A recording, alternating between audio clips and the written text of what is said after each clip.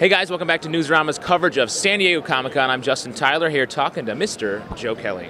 Howdy. Hello, sir. So how's it going? Ultimate Spider-Man, obviously the cartoon. Mm-hmm. Tell us what the news is, what's going on? Well, we've had a great time. Season 1 is airing now, but we're already well into Season 2.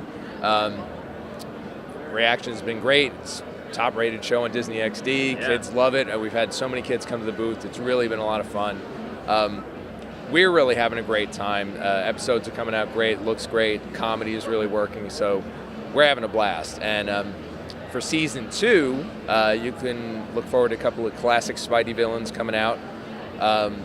But much like, taking the spirit of the Ultimate Universe from the comics, nothing is as it seems, So we're getting classic villains done with a new twist, a sort of ultimate twist. Some of them are related to other cast members.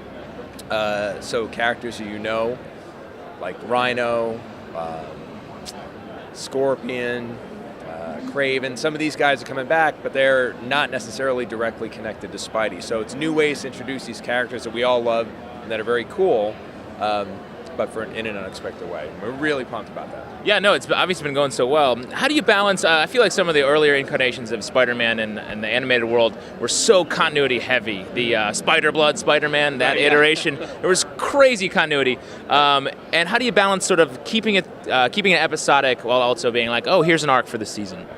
That was definitely a mandate that came from both Loeb and Quesada and, Marvel and Disney just in general. Like, episodic shows or that sort of serialized show, it's really difficult to maintain. You always want to make sure you can get new audience members and get the kids in. If they happen to pop in the middle, that they'll still have a good experience, So we try to make every show, even if it is like part 1 of 2, which we have a couple of coming up, you could still just watch the one episode and get a whole experience out of it. It's something we're just very conscious of in the room when we crack the story. And then there always has to be a feeling of movement throughout the course of the series. So, the first season has been... Oh, no. Yeah, I know. There's trouble right here. Classic bomber, Jeff Loeb. There he goes. Shows up. The Joe boss. Kelly, he's the man. He does that with all of the interviews I do. I don't know what it is. He's like he's a heckler. He's stalking you. Yeah, that's what it is. He has no business here at Comic-Con otherwise. Because, he's going to be looking for a job soon. Yeah, so he heard his name. You mentioned Loeb, and he just jumped and ran over here. If you say it 3 times, he just pops up. He's the Candyman.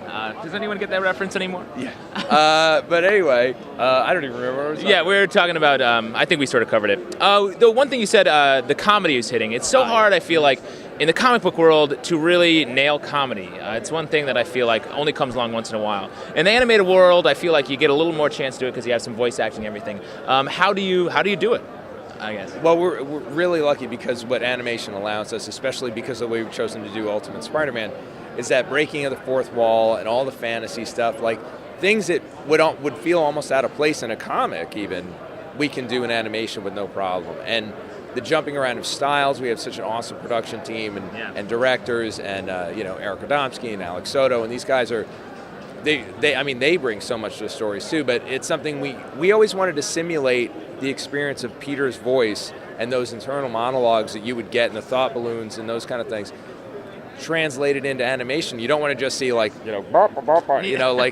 Spidey talking about himself. Yeah.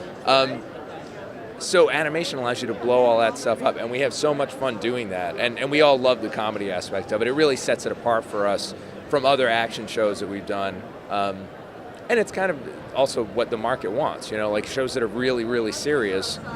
I love an adult or a more aged up animated show. Kids like a little more humor, and that's what we're going for. So it's a real pleasure to sort of be on that side of the pool for a little while. Yeah, Bruce Timm was talking the other day about his work on Batman the Animated Series, about how there was a real emphasis on, we can get dark with it. And that's really shifted a lot since then. So now you feel like kids programming is really like, keep it fun, keep it young. Absolutely, that is really the trend. And you see it in shows that are really beautiful but don't necessarily rate super high.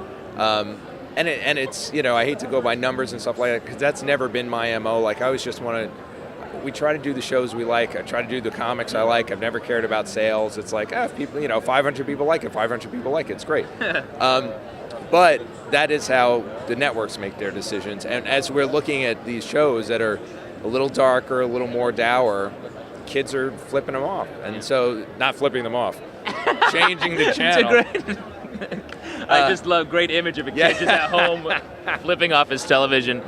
But but they find that the humor is really critical. So, and we just know as long as it's woven into the DNA of the show from the beginning, then it's okay. It's when stuff feels tacked on, then you're really like, oh, you're killing me. You know, it doesn't feel. And luckily with Spidey, it's really native to the character. Right. Did you see the new movie, The Amazing Spider-Man? I actually have not seen it yet. I've literally been so busy. No, I know, totally. Yeah, Plus, you're pretty much immersed in Spider-Man. You don't need to go to the movies to get more of it. I just wondered if that was sort of in your world as the show goes forward. Yeah, no, I haven't checked it out yet. Although we do have Doc Connors in our show. Interesting. He's also in the comic book right now. So let's talk about some of your other work. Are you doing anything for any other animated stuff right now? Yeah, Man of Action is doing, we have a show internationally. It's called Gourmety. It's coming out in Europe. It's a big toy franchise out there that they asked us to come on, sort of reinvigorate it, and I'm really excited about that. It's a show, again, for a younger audience, but it's really fun, CG, monsters solving problems by being monsters. Yeah. It's pretty great.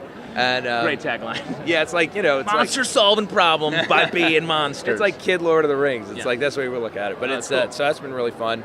We have another project that's being developed internationally called the Seven Seas, which we've had for a long time with a Korean partner, and now it's they've hooked up with the French companies, and that looks like it's going, which we're really excited about. Cool.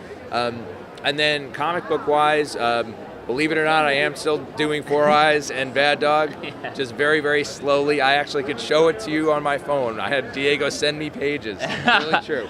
My cohort, Pete LePage, would be choking you. Yes. Every time we see you, you say that. But, I know, it's true. It's true. But it really, I've been just so busy. We've been doing a lot of work. And it's like my beloved neglected children that are just sort of sit there. And that I'm are just flipping like, you off also. Yes, that are flipping me off because of the cartoons. But so I want to get those done, but then I'm doing a book called Kid Savage, which is kind of more of an all-ages, kind of Hanna-Barbera homage. It's a big action story with an artist named Ilya, who's a British cartoonist. Really cool stuff, definitely like a throwback vibe. That I'm very, very excited about. And other things that I won't talk about because they're not done. And I've learned that lesson the hard way. Harsh lesson. Yes. Well, awesome. It's always great to talk to you. It sounds like you got thanks so much going on. Congratulations. Thank you. And you guys stay tuned for plenty more from San Diego.